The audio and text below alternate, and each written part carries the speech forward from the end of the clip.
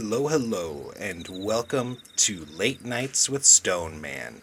I am your host, the man of stone himself, Travis. Are you up late? Do you want to be, or did you just get up to take a piss and now you're stuck awake? Well, I have good news for you. You're listening to STNMN Late Night Radio, and I'm here to soothe you back to sleep with some stories, or keep you up even later. So grab your blanket and pillow, grab your cat or your dog, and get snuggled into your bed. Tonight we have another spooky little story for you called Wolfmania by Shell 212. It is broken out into three parts, so let's start with part number one. We were on vacation in Wisconsin. That's when I saw him. It was a clear, moonlit night, and we had been driving for 5 hours. We stopped at a railroad crossing waiting for a train. Bit late for a train, I thought, but what do I know? Is this right? I heard my mom ask my dad. Of course, we're right where we're supposed to be, Dad said with confidence. As we sat there, I stared out the window, sort of playing I Spy with myself, since my brother was fast asleep next to me. I could hear my mom shuffling the map around as I look at the trees and old buildings in the area. This whole town looks really old, but there are vehicles around, so people must live here. I was curious about this place. Maybe I'll look into it when I get home. The trees were huge, probably ancient, stretching eternally into the heavens, their silhouette pressed against the blue, starry night sky. I rolled my window down a little and could smell the rain that'll be coming from the dark clouds forming above us. As I soak it in, a figure catches my eye in the woods. It appears to be a wolf, and it's running around playfully chasing its tail. I was enthralled by the sight. The freedom of its movements made me jealous. The whole world for its taking, and I work in a grocery store for less than minimum wage. We are very different beasts, but beasts all the same. As I watched the wolf dart back and forth, it stopped dead in its tracks, sat on its hind legs, and stared directly at me. It looked beautiful, handsome, majestic.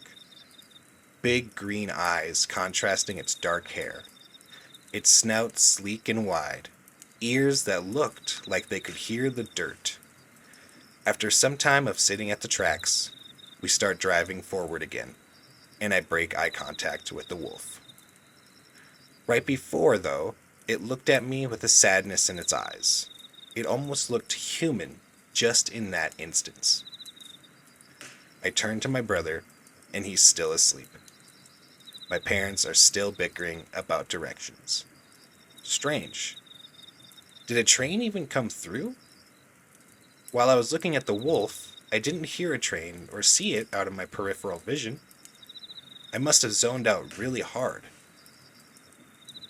It's been 2 days since our vacation, and I can't stop thinking about the wolf. That town, those trees. I was back at work, back to the grind after spending 2 weeks with my family in Wisconsin. It's always strange coming back to work after being gone for a while. It almost feels dull in comparison, at least for now. When I get home initially, I looked into the old town. Silverton, Wisconsin. It's ancient, basically as old as this country. It's one of those towns you drive through and think, who the hell lives here? Like 10 people? Well, at this point, only 37 people lived here. That sounds nice, I thought. A small community of people who probably all know each other and are really close. I liked to think hopefully.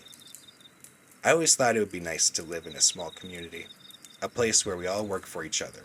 No bills, no ownership, living off the land and living free. In a perfect world, we could all live like this.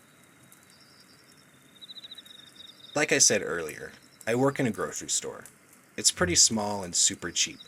We get a lot of strange customers, but I don't pay them any mind. I keep to myself mostly. I've been daydreaming a lot since our vacation, since the wolf more specifically. I've been having daydreams and dreams of being out in the wilderness, naked, pure, exactly where and how I should be. I felt courageous, primal, but still intelligent. Sometimes I'd be running through the woods or jumping into a pristine lake. Oftentimes I saw others there too. Naked people without faces, a blur as I run past them. I remember one person in particular. She had long blonde hair that went all the way down to her waist. She braided it so it wouldn't catch on branches. I knew that for some reason. Anyway, she would always tell me to follow her. I would, but we wouldn't get anywhere. Just running freely forever. Maybe that's what it means to be free, aimless and inviting whatever you may pass. A few times I've daydreamed about a man. Scruffy black hair with gray streaks, clean shaven face with dark brown, almost black eyes. He wasn't naked, he was fully clothed, though what he was wearing looked out of date. By that I mean a couple centuries. He wore a long black pea coat over a red messy vest and black button-up shirt. He was handsome and a bit older. I don't see him when I see the others, though. Now that I think about it, if I'm seeing him, he's usually the only one in my dream. He doesn't tell me to follow him like the blonde lady, though. He tells me to catch him. This is a game we play, something we've done for a very long time. It's so strange. I know so much about these people, but I've never met or even seen them before. They feel so familiar, yet so distant and different. Anyway, since I got back, I've been diving into history. Silverton was a mining town. Go figure. Once the mines dried up, the people left. Throughout the years, people have only died off in the town. Literally no one new has moved in. That was weird, I thought. How many towns don't see any population growth at all? I also took a look at the map my parents were following. Silverton isn't on there. The road we were on runs from one county line to the next. No stops in between. Maybe it's so small they won't record it on maps? That's ridiculous, I thought. I feel like I've been telling myself that a lot lately. Ridiculous. Sometimes I feel like I see the wolf that I saw that night. But that would be ridiculous. Especially around here. We're not a big town by any means, but we're big enough that wild animals shouldn't just be running through it. Unless it's stray cats, of course. Though I haven't been seeing many recently. I clocked into work at 2 p.m. Same as usual. I'm working with Jason today, so I have a feeling I'll be by myself by the time I'm off. Jason usually takes off before 6. Something about dinner with his mom. If he doesn't get out of here by 7, he gets really quiet and upset. I don't know why he doesn't just work mornings if it's such a problem, but I don't mind closing on my own. It gives me a sense of peace. I know what to do and I do it well, so sometimes it's nice having one less person in the way. Usually when we close up, we have a few stragglers still shopping. Tonight, we just have one. He appears to be homeless or just really unkempt. Long brown hair and a long brown and gray beard. A blue worn bandana wrapped around his head, and a pair of tinted glasses hanging from a messy shirt. It's now almost 10, and I give my last call warning to anyone left in the store. I didn't see anyone when I did my final check, so I locked the front doors. Right as I heard the lock click, I smelled something vaguely of blood. I turned around with a quickness. It's the homeless guy.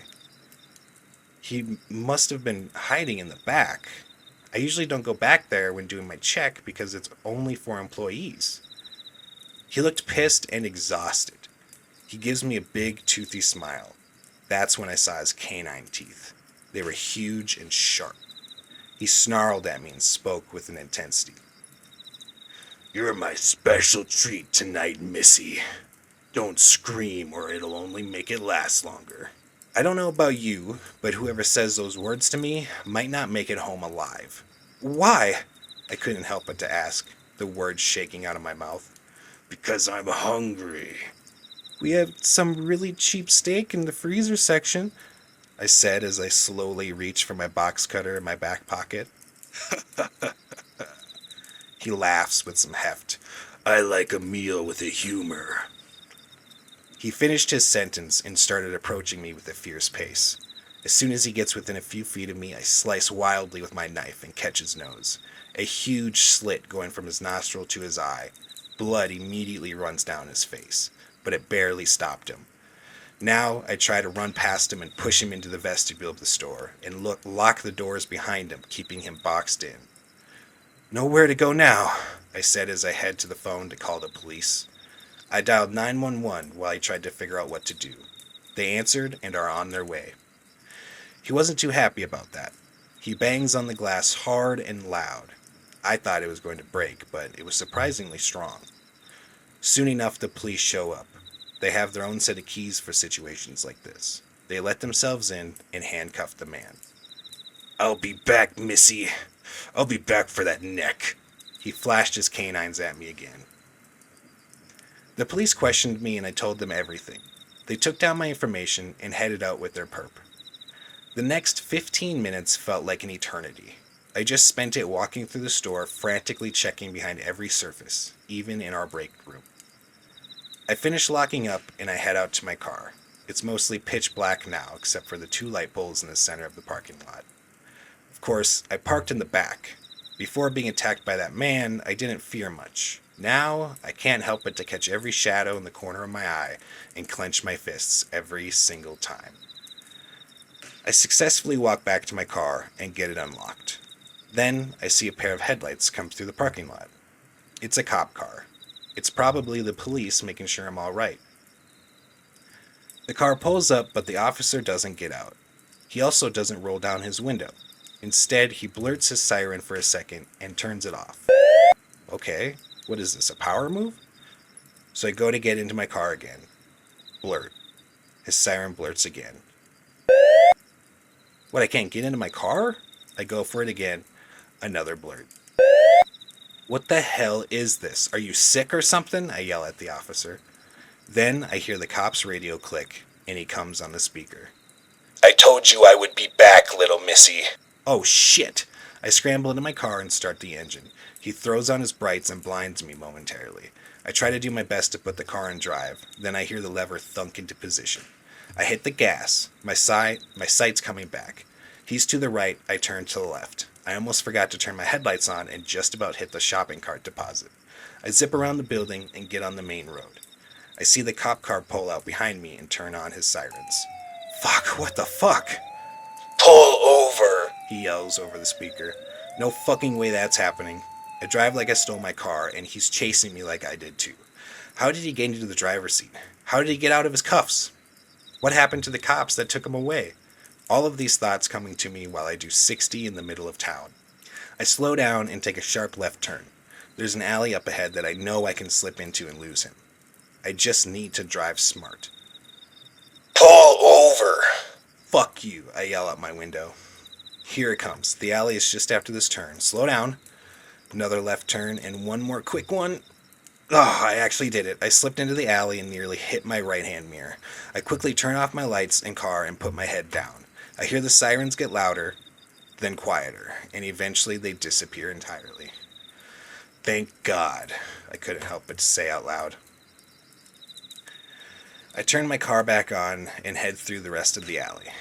It's strange. As much as I've left work at night, I've never just driven through town. More people out than I would think. As I drive past a house, I see a faint shadow of a person hunched over, and then another shadow of someone else getting up and wiping their mouth. What the hell? Whatever, I just need to get home. I got home unscathed, unbitten, scared to hell. I call the cops and tell them what I witnessed. They tell me that they'll look into the homeless man, but they can't promise anything. I honestly don't think they believed me. I couldn't believe it myself. I stayed up for hours until I finally passed out. I had another dream. This one was different than the rest. I was frightened, shivering, running through the woods, but not freely like before, like I was getting hunted. I remember crossing a clearing and seeing a bright big fire lit in the middle of this forest. Then shadowy figures start forming around me in a circle. They're surrounding me and closing in slowly. They're chanting something in a language I don't understand. There's a loud moaning happening behind me. I turn to look and see two people having sex on a rug made out of some kind of wolf fur. I turn back to where I was before, and I wake up in my bed. Shit, I say audibly, my cat staring at me like I interrupted her sleep.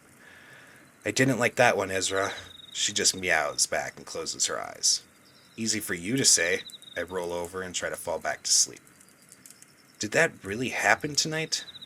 Or was that just another crazy daydream? I got out of bed and took my box cutter out of my pants. It had blood on it. It really happened. The next day I called into work. I can't do another night shift after all that. I decide to sleep in a bit longer than usual, even on weekends. I had another dream about the long blonde-haired lady. She's so beautiful and friendly. Her smile makes me happy, and her eyes make my knees weak. We were running through the woods again, not being chased and not chasing anything but the wind. I can't describe to you how free this feeling is, but I'll try. It feels like the best day you've ever had, but forever, stretching long distances of land. Wherever you go, you know you can go further. Though we were running through the forest naked, I felt warm, like I had a thick coat on, protecting me from the elements. It's all an incredible feeling, and then it disappears as I awake, fleeing into the ether, leaving me here. I wish I knew what these dreams meant. I didn't have them before that night I saw the wolf. How beautiful and majestic. The knocking on my door nearly gave me a heart attack. I never expect any visitors because, well, I don't get any. I hop out of bed and make my way to the door. Ezra's looking at me like, I thought we were sleeping in. 1 second, I yell at the door. Wait, what if it's the homeless guy and he found out where I live? I need a weapon. I grabbed a big knife out of the knife block. This should work, I thought to myself. I put the knife behind my back and I unlocked my door slowly. I opened it. It wasn't the homeless guy. It was instead a very attractive woman who was taking a survey of the apartment building I live in. Is it alright if I ask you some questions about this building? Sure. Come on in. As she enters my place, I remember the knife. Oh, give me 1 second, actually. I walk over to the knife block and slide it back into place. The lady just watched me do this. What's that all about? I had a really long night last night. I'm a little on guard. Oh, wow. I hope that's not related to the apartments. Oh, no. This is because of where I work. I got attacked by a homeless man as I was closing up. Wow, really? What did he look like? For a question after what I just said, that was a strange one. Really scruffy dark hair and a beard? He was wearing a bandana that looked pretty worn out. Oh, I think I know that guy. His name's Frank. He's been a problem before, but attacking someone? That's a first. What do you mean? I had to ask. Well, he would do things like urinate publicly on trash cans and mailboxes, stuff like that. This is the first I've heard of him getting violent with anyone. Usually you just have to tell him you're going to call the cops and he goes on his way. Well, that didn't really work in my situation. He just got angrier. Strange. Unless it was someone else, but that definitely sounded like him. Well, anyways, let's get to the questions. Number 1. How do you like living in this building? She was reading off of a piece of paper. I like it. It's quiet here. Not too many people running around during the day. We must have a lot of night workers here. Oh yeah, this town has a pretty vocal nightlife. You must be a heavy sleeper. I used to be, I said quietly. What does that mean? Nothing. I've just been having nightmares lately. Oh, what kind? What a strangely personal question to ask. Just nightmares, nothing consistent. I lied. I knew there was some string attaching my dreams, but I don't know what it is. Maybe you should visit the local therapist. How long have you lived here? I've only been here for about 3 months. I'm originally from Georgia, but I needed to get out of there. Oh, well, welcome to Minnesota. I think you'll like our little town. Thanks. Like is not the word I would use right now. Number 2. What do you do for work, and how does living here affect your commute? I work in a grocery store. I didn't want to specify, even though there are only like 3 stores in town. My commute isn't too long. On nice days, I like to walk to work. Oh, well, that's nice, she says with a big forced smile. And last but not least, she says with a slight sigh of relief, where do your parents live? Well, that's a strange question to end with. Do they live in Georgia? No, I lied. They live in Wisconsin. Oh, where? I love Wisconsin. I grew up there. Shit, I thought, trying to think of a town name. Silverton? It's a tiny town. It's more like a coffee stain on the map. She looks surprised. Why did she look surprised? Well, that sounds nice. I bet they're lovely, she said in a tone that seemed forced. Okay, well, if that's all you got for me, I would like to go back to bed and forget the horrible thing I went through yesterday. Oh, of course. And if you have any questions for me, take my card. A card? For this? Strange. The card was ivory white. It almost looked like bone. And it was blank except for a little black phone number in the middle. As she leaves, I remember she never gave me her name. Hey, I said as she walks down the hall. What's your name? She looks back at me with a big grin and says, Dawn? As soon as the sound leaves her lips, a feeling of recognition came over me, similar to deja vu. I felt like I knew her name before I even asked, yet I have no idea who she is. She almost looks familiar. Long brunette hair, pale white skin, and bright blue eyes. She almost looked like a main character in a video game. I shut my door and think about the interaction I just had as I walk back to my bed and fall back onto it. Thump. Ezra rubs her head and body on my head as I lay there. Meow. Yeah, I replied. We can go back to bed, I suppose, as long as I don't have any more nightmares. Meow, she says again. I know I said that last time. That was before we got interrupted by the lady asking weird questions. I like having Ezra around. She was a good cat to bounce ideas off of because she would like to talk back to me. Maybe I should see a therapist, though. It's been years since I've seen one. I fell back to sleep. He was there again, the strange man in the outdated clothing. This time he says something different. They are lying to you, he says with a deep voice. They are the enemy of us. We must fight back. You are the one to cause the end of them. Please don't fail us. He looked so serious. Now, catch me.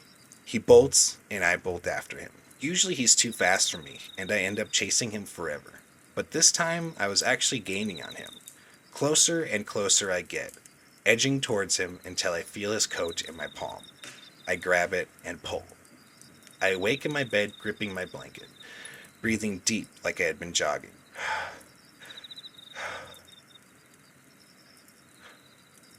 I turn on my light, and I jump out of bed. What the fuck? I wasn't gripping my blanket. It was the man's peacoat.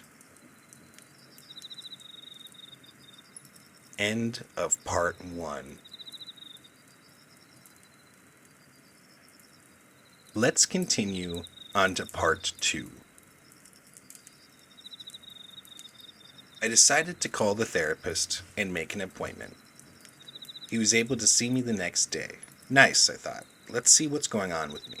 I had to schedule my appointment for 6 p.m. Awfully late for an appointment, but Dawn did say we have an active nightlife here. It's weird saying her name like I know her, but I just met her 3 days ago, and I still can't get her out of my head. The last 3 days have been pretty regular. I switched shifts with my coworker, Brett. He was a big guy who was pretty intimidating on his own, so he had no problem taking my shift. If he shows up on my shift, I'll beat his ever-loving ass into the dirt, I remember him saying. I hope he gets the chance. I've been working mornings and have had no problems with the homeless man. He hasn't shown up on my shift or on Brett's. I hope he hopped a train and left. He's got to be wanted or something for stealing that cop car. Speaking of which, I haven't heard back from the police. That's kind of strange. I'm sitting in the waiting room for the therapist. This is a nice building. It looks old but still in really good shape.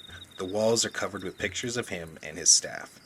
He owns the business and runs it with his family. That's got to be nice. Or annoying. Soon enough, an older man with salt and pepper hair calls my name into his office. Ah, nice to meet you, Mrs. Gallagher. How are you doing today? His voice was soft, and he spoke in a way that made it seem like he gave each word ample time to get to me before starting the next one. He wore a black suit jacket and nice pleated pants, a white shirt and red tie tucked behind a neat black vest. He almost looked like a 50s gangster, minus the fedora and cigarette hanging out of his mouth. Nice to meet you too, Mr. Williams. This place is really beautiful. Thank you. It was originally built in the 40s by my great-grandfather. He always intended for it to be a clinic or hospital of some kind. By the time I was old enough to buy it, he unfortunately passed. I wish he could see it today. That's too bad, I said. Yes. Well, what are you here to talk about today, Mrs. Gallagher, Miss Gallagher? Well, I've been having some dreams. I explain everything that has happened to me in the last week, all of the crazy stuff and some of the normal stuff. It sounds like you might be dealing with a bit of stress being so far from home. Stress can lead to strange dreams and loss of focus. Would you agree with this assessment? Kind of, but this didn't start happening until after my vacation with my family. Your brain could be telling you something very important in those dreams. It is imperative that you listen. Right, I said with a hint of disbelief. How is your relationship with your parents and your brother? It's fine, not strained or anything. My brother and I were a lot closer as kids, but we still love each other. And my parents are still together. They've lived in their house for nearly 30 years. I hope to one day find a partner like that. Do you date? No, I'm not great at small talk. Usually I say something morbid or make a dark joke, and that puts people off on the first date. It is important to stay true to yourself, even if you must reel yourself back every once in a while. It sounds like you have been fantasizing about being with people, either sexually or otherwise. At least, it looks like that way from what you told me about your dreams. Do you have any friends in town, Miss Gallagher? A healthy social life is good for the mind. No, I've never really been good at making new friends. Usually someone else has to make the first step, you know? I think we found our first goal for you. I would like you to make one friend by the end of this week. And you must make the first move. I don't love that goal. If you can't, won't do it, so what? We'll move on and try something else. How about that? He said with a smile. Our appointment ended and I went on my way. Make a new friend, huh? Great. I decided to walk to the therapist office since it was close and it was a pretty decent day out. As I walked back home, I noticed more and more people start to fill the sidewalks and streets. Let's check out the local bar scene, I guess. I said that aloud to myself. I've become accustomed to Ezra's back and forth so much that I do it on my own too. I imagine she hears me while she naps on the windowsill. I found a bar called The First Kill with a neon sign of a heart beating. It must be a local hunter drinking spot. I hear hunting is pretty big in town. I walk in and I'm immediately accosted by a huge bust of a wolf head on the wall. That's the biggest wolf I've ever seen. Is that how big they are in real life? If so, congrats to whoever killed it. I've never been hunting, but I can appreciate the thrill of the hunt. The bar was adorned in animal skins and antlers and more heads hung up on the walls. I walk up to the bar and lock eyes with the bartender. I give him an awkward smile to let him know I'm here. I've never been good at this whole socializing thing. He comes over. What can I get for you, young lady? The bartender had a really interesting look. Medium-length hair parted in the middle, mostly white with some gray left in it. He wore a pair of glasses and an AC/DC shirt. He said his name was Greg with 2 G's. Hey, Greg, can I get a whiskey and ginger ale? Of course, little lady, though I'd like to talk you into something a little stiffer. He chuckled with a hefty, sarcastic laugh. Here you go. Thanks. I take a sip and start looking around some more. The TV was playing some vampire show that I'd never seen. It's pretty brutal. Can they show this in the bar, or even on TV? I look away and lock eyes with a handsome man across the bar. It wasn't intended, but here we are. He waves the bartender over and says something to him. The bartender comes over to me and tells me that man bought me a refill. I lift my glass and give him a nod. Thanks for the drink, I say out loud. I didn't intend to say that out loud. He gets up and heads my way. Oh shit, I whisper to myself as I take too big of a sip from my drink. Hey, I haven't seen you around here before. I'm new here, actually. I just moved here about 3 months back. Well, welcome to Minnesota, he said with a smile on his face. Thanks again for the drink. I notice him looking at my neck. What are you looking for? I said jokingly. Oh, nothing. I just zoned out for a bit. Did you come with anybody? When you moved, I mean? No, I moved alone. I don't live with anyone. Why the fuck did you just say that? For all you know, this guy could be in with the homeless guy. Ugh, I need to stop overreacting. He really freaked me out. Well, lucky me, he said, slowly revealing his canines. What is with these people? Is there a really good dentist in town and people feel the need to advertise for him constantly?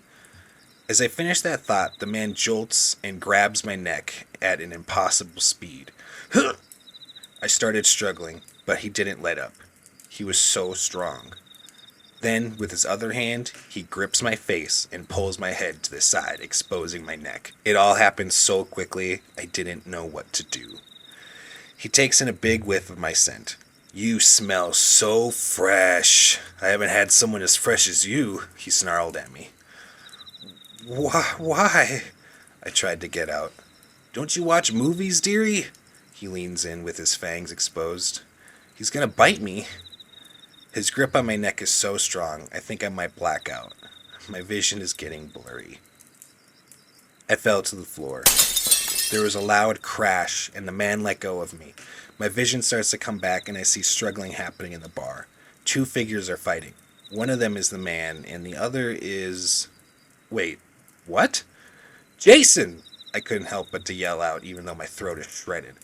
He stops and looks at me. He then catches a nasty right hook to the cheek. He falls back onto a table, and the man starts walking towards me. No, not again. I crawl around the bar and get behind it. I grabbed a bottle of whiskey and threw it at the man, hitting him right in the nose. Now he looks fucking pissed. Jason got up and grabbed him by the shoulder. He pulled him and threw him so hard he practically went across the room. He then bent down to help me up, but then he got caught with a chair in the head. But he didn't seem to be fazed. He looks at the man and jumps over the bar at him. I get up just in time to see Jason bite down on the man's throat and rip out his jugular with his teeth. What the fuck? I couldn't believe what I just saw. Blood spraying everywhere. The man dropped to his knees with Jason still gripping him. Jason let out a hiss. She's off limits. She's mine. What? Jason then looked at me with an almost innocent face. I say almost because of what he just did. I take off out of the bar as fast as I could, sprinting down the sidewalk, zipping past others. I looked behind me and see Jason chasing after. I see a cop car parked up the street, so I start hollering and screaming for help. I ran up to the car and see 2 officers just staring back at me. Then they notice Jason chasing me. Click. The back door opens up and I get in. They turn on their sirens and pull out driving, passing Jason. Wait, what are you doing? That's the guy who's going to attack me. They were silent. Hello? Take me back to the police station. I can't be alone right now. I look behind us and don't see Jason chasing us anymore. Okay, he's gone. Thank you so much.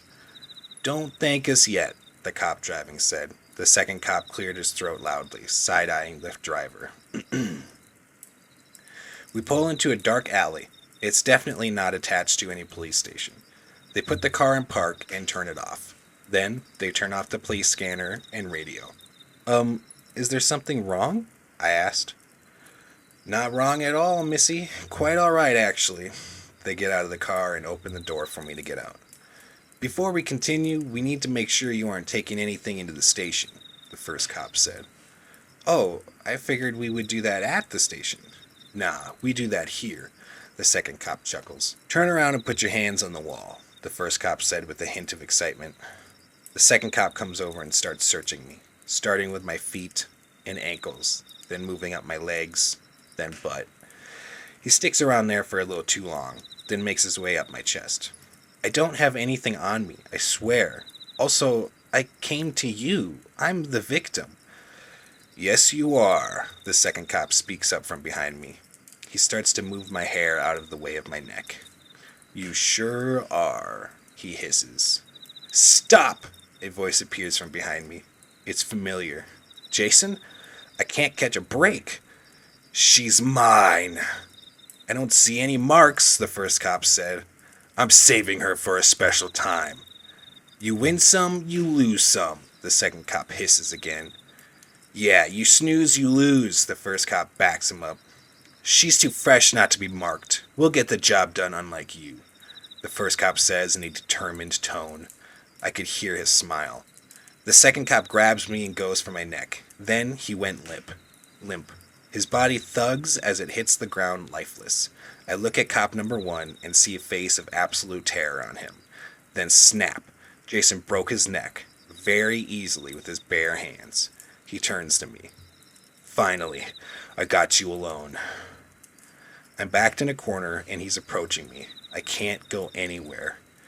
I need to get you out of here. What? You need to get out of this town. It's not safe for you here. End of part 2. Part 3. Jason explained something crazy to me. He told me this world is infested with vampires and werewolves. They are real. They do exist. Not only do they exist, but they are at war with each other. A war that has been going on for centuries. They have been living amongst the humans, but in disguise. They rule small towns and villages. They take them over and then run them to their benefit. The town that I unfortunately wound up in is run by vampires. Apparently, they have some agreement with certain humans who will let them feed on them for money. Silverton, I found, is a werewolf den. 37 people do live there, but there are way more than that. There's no official record on how many werewolves actually live there, but that explains the population drop-off. Jason told me all of this because he is also a vampire, but not like the others. Apparently Jason can be out in the sun. It still drains his energy, just slowly. That's why he's always working weird shifts. He needs to go out and feed. After Jason explained this crazy new world that I live in, I told him about my experience in Silverton with the playful wolf. Then explained the dreams I've been having about the naked people and the dark images. Jason thinks the werewolves are reaching out to me, similar to how the vampires feed on their prey. The vampires will project images from the future into a prey's head and feed off of their energy. The werewolves could be using a similar technique to communicate with me. But why? Jason said. Why would they be reaching out to you? You aren't a werewolf, are you? He asks hesitantly. No, as far as I know, I don't turn into a wolf on a full moon, I said with a hint of sarcasm. You are giving off an oddly fresh scent, Jason said while looking me up and down. I don't like the use of the word fresh around here. It just means you smell pungent, more so than normal humans. I use Old Spice shampoo, I said jokingly. Jason just stood there looking at me. You don't get it. Only werewolves give off a scent like that. Humans have their own scent, and it appears you're giving off both. He takes a big sniff. Oh, yeah, that's good shit, he said slightly orgasmically. Please never do that again, Jason, I pleaded. My cravings aren't like the other vamps. They're more precise. Mine are all over the charts. I'm over a month old at this point, but I can't seem to fill up on humans. I can't believe I'm having this conversation with you right now. Jason thinks we need to go to Silverton to figure out this smell situation. Time for another road trip, I suppose. We hop into the Jeep and take off. The journey will take about 10 hours. We had to stop after about the third hour for Jason to feed. It was strange watching it happen. It was like a mating ritual. He would go post up at a gas station looking for a target. He finds them and gets them to come outside with him. They do it, and he gets behind them and digs into their neck with his sharp fangs. He doesn't drain them completely, though, just enough to keep them alive when he's done. Jason isn't as savage as the other vamps. He's more caring than that. He knows that what he's doing is dark and twisted, so he leaves them alive as an apology of sorts. This made me see Jason in a whole new light. Before last night, I barely knew him. He was just the guy that would leave work early and make cheesy jokes to make the day go faster. He loves his Wait, what about your mom, Jason? Do you actually go out to eat with her? Jason got real silent. No, he said without a hint of hesitation. Is she still with us? I couldn't help but to ask. No, she was my first. She was my first kill. When I turned and got hungry, she was the only person around. I couldn't control my urges. I gave in to them. I stopped myself. The last thing he wants to hear is that I'm sorry for him. After so many hours of driving and so much fast food on my part, we finally made it to Silverton. It looks a little different during the day. It's covered in old buildings and a couple new ones. There's a single church and a single gas station. No restaurants, no gyms, nothing. Driving through town was eerie. It was so quiet. Even the animals weren't saying much. We stopped at a stoplight in the middle of town. The stoplight was red. Then it turned yellow. What the hell? The light must be broken, I said. Then it turned red again. But now it's blinking. The yellow light turns on, and it starts blinking too. What? Then out of the corner of my eye, I see it. The wolf I saw that night a couple weeks ago. It's so beautiful. Then I catch another wolf on the opposite side of it. This one was blonde yellow with a braid going down the middle of its back. Also incredibly pretty. Next thing I know, we're being surrounded by more and more wolves. I guess we found the right place, Jason says with a chuckle. What an adorable welcome party, I couldn't help but to say. Do not call them adorable. They are vicious killers like us. Don't get it twisted. You know so much about this world for just being turned a month ago. The man who turned me gave me all of his memories. He's been around for a very long time and knows a lot. That explains that. Can I ask who turned you? Sure. His name is Franklin. Franklin Quinton. He looks like a hot mess, but he's actually very knowledgeable. Wait, Frank is the one who attacked me that night at the store. I know. Before I can ask another question, the wolves start all howling at the same time. It's so loud, but oddly calm.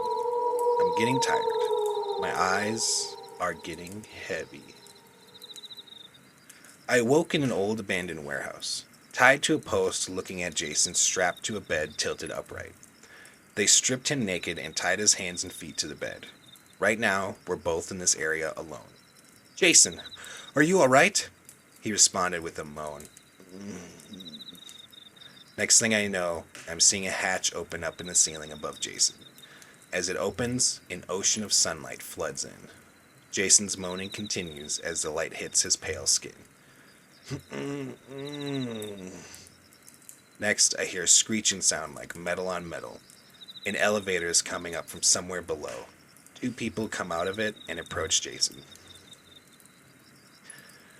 I can't believe what I'm seeing. It's her.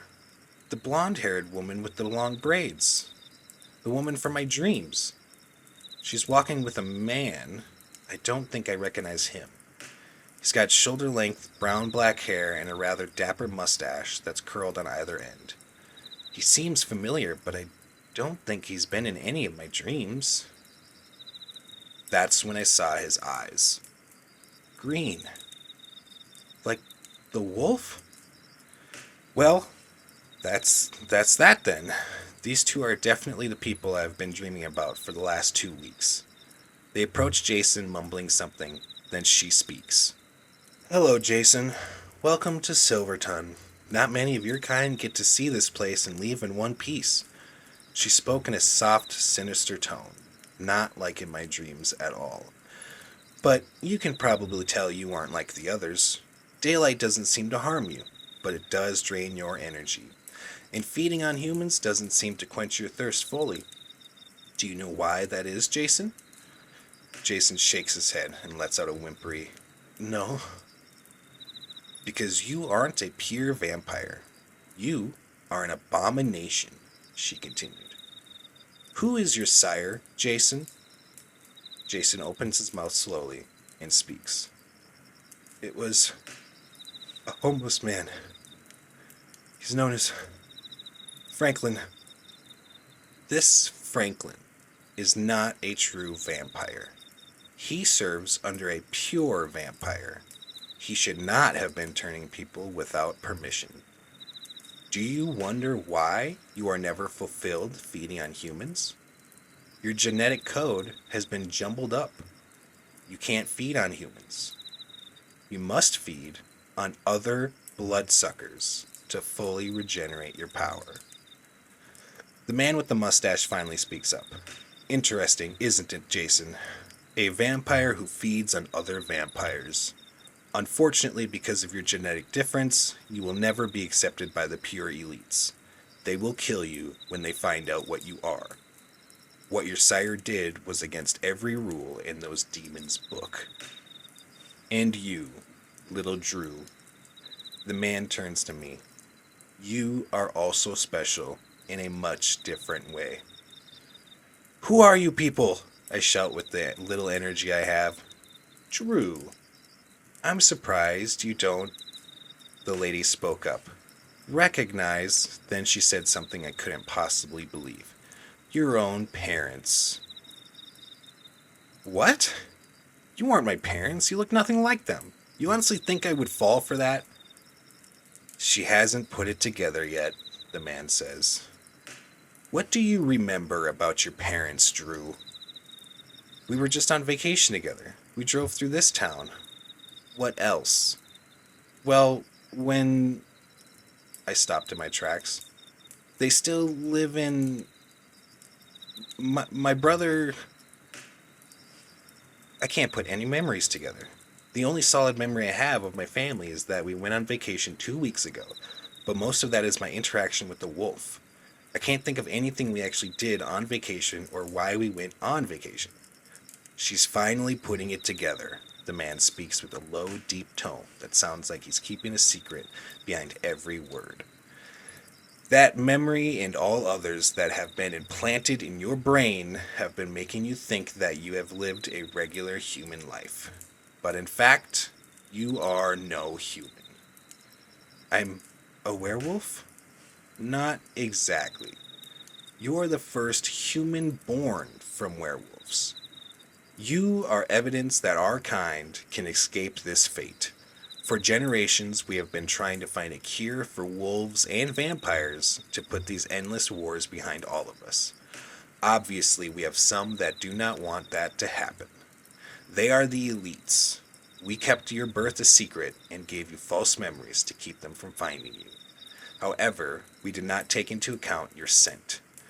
You give off the scent of a wolf and a human, which makes you a very appetizing meal for our enemies. That is why we brought you here, to pull you out of that vampire cesspool you found yourself in." The man finishes speaking and comes to untie me. "You are not our prisoner. You are our daughter." I couldn't believe it. I've been living a lie my whole life. I had parents, but they weren't real? How long has this been going on? I can't remember anything about my childhood or my teens. I can only remember the last 3 months of my life. I've been working and I went on a trip with my parents. I moved to a new town and adopted a cat. That's it. That's all I can remember. There's a huge dark void in my brain that is blocking everything else.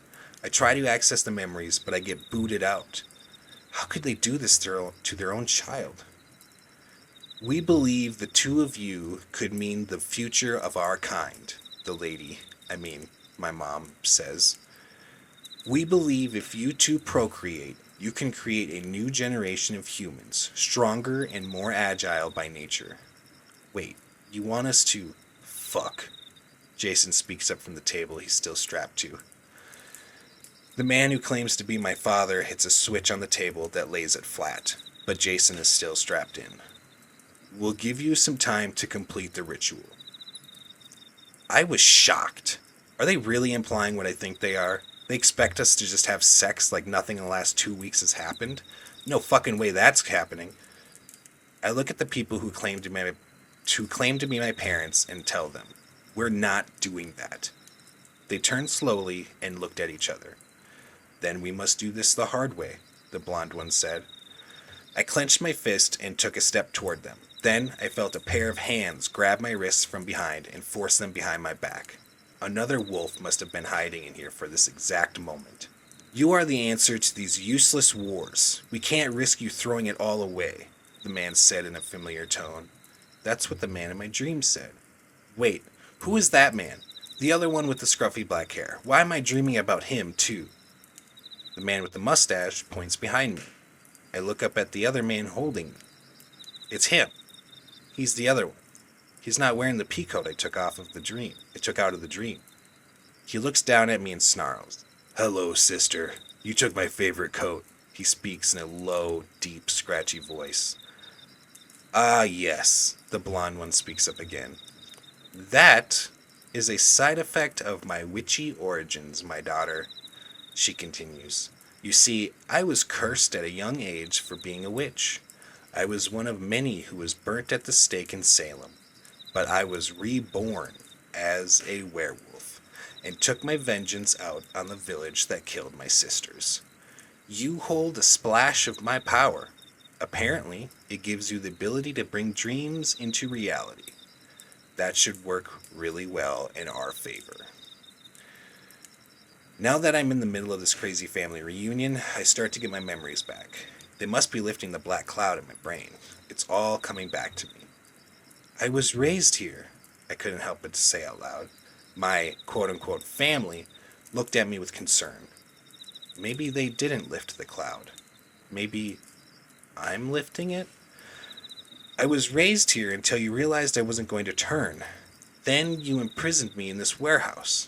You thought about killing me for being useless, but then you realized I could be the answer to your problems. I remember my brother playing with me through the bar of my cage. Those were the only nice things that ever came out of my childhood. You sent me away as a teenager and left me to survive on my own in Georgia, where vampires were scarce. I spent 8 long years there before I decided to move to a smaller town. I was getting into too much trouble. That's when I moved to Minnesota. Soon after, I went on vacation, but the memory was false, to fool me into thinking I was a regular human girl. I've been on my own since I was 13. My parents looked at me and each other with an expression that read as, uh-oh. Then I hear my brother whisper into my ear, Good job, Drew. You remembered everything. I missed you terribly. He let my arms go and hit a button on the table to release Jason. Now, the 3 of us stand there facing my parents. Please, what do you expect to do with 1 werewolf and 2 abominations? Before we could answer, a loud crash comes from above us, and a waterfall of glass comes crashing down. Vampires. Once the glass settles and the vamps stand up, I recognize 2 of them.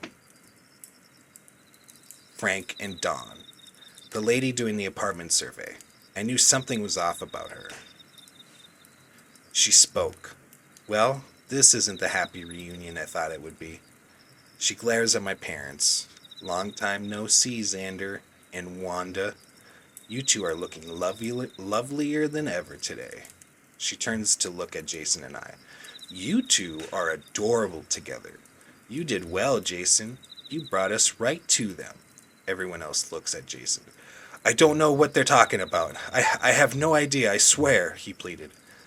I believe you, Jason. He saved my life. Right now, he's the only one I can trust. As we all stood there staring at each other, I noticed Frank looks a lot worse than I saw him last. He's dripping blood from his nose and ears. He looks beaten down and depressed. What are you doing here? Wanda asked with determination. Making sure I clean up after this mutt, she says, looking at Frank. He went behind my back and decided to start his own army, but he wasn't aware that's a big no-no, she said as she wiggled her finger back and forth. So I roughed him up a bit until he picked up this one's scent. She gestures at Jason. He is an abomination and he must be put down. The 4 backup vamps start heading towards Jason and I. My brother steps in front of us.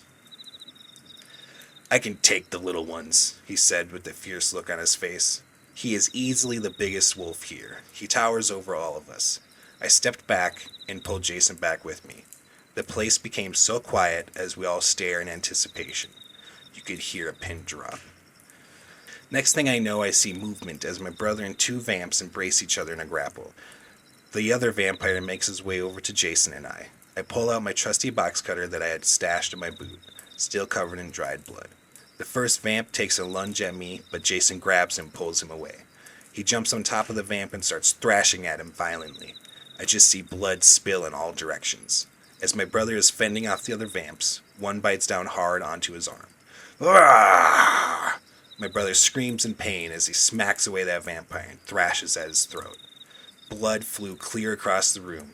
I could see the slit in the vamp's throat as it slowly starts to heal back up. The skin almost looks like a zipper closing. Then, something changed. Something in the room became dark and powerful. What the hell? I stopped mid-sentence as I turned around and saw Jason feeding on the vampire he was ripping apart. He needs vamp blood to regain his full power. The vamps and the werewolves all look in fear as he dries up this vampire. He literally looked like a raisin, drained of all of its blood and energy. Jason slurps up the rest and gives out a huge hiss and snarl. He's finished with his meal, and he's pissed. Jason jumps off of his prey and leaps onto the pile of vamps on my brother. He's so fast and agile now. I've never seen anything in nature so quick. He thrashes at the 2 vamps and cuts deep into each of their jugular. They both drop like a sack of potatoes. Go clean up your mess, Dawn says to Frank as she pushes him towards Jason. Jason took one look at Frank and laughed. Ha ha ha, this dog isn't anything but a tiny pup now. He doesn't strike fear into me or anyone now that he has been spent. Jason's voice was a lot deeper now. If you turn on your creators, I will allow you to leave here alone, he tells Frank. Frank looks up at Dawn and slowly moves towards Jason. He truly did look like a beaten down dog who has spent years in a cage being abused by his owners. He makes his way over to Jason and turns to Dawn. Wrong choice, Dawn spoke through her teeth in an angry tone. She reaches into her jacket and pulls out a wooden stake with Frank's name written on it. I've been saving this one for you. I had a feeling I was going to have to use it eventually. She zips over to Franklin at an unnatural speed and sticks the stake right into his heart. As the stake hits, his skin starts to dry up and begin to chip away little by little until finally a burst of dry skin explodes from Frank and nothing was left. She takes the stake and breaks it in half, throwing the pieces away. Now that distraction is out of the way, it's time to deal with... She stops in an instant. She's frozen, trembling. I look down at her chest and see Jason's fingers dug into her. Does he have her heart in his fingertips? She's stuck, breathing harshly.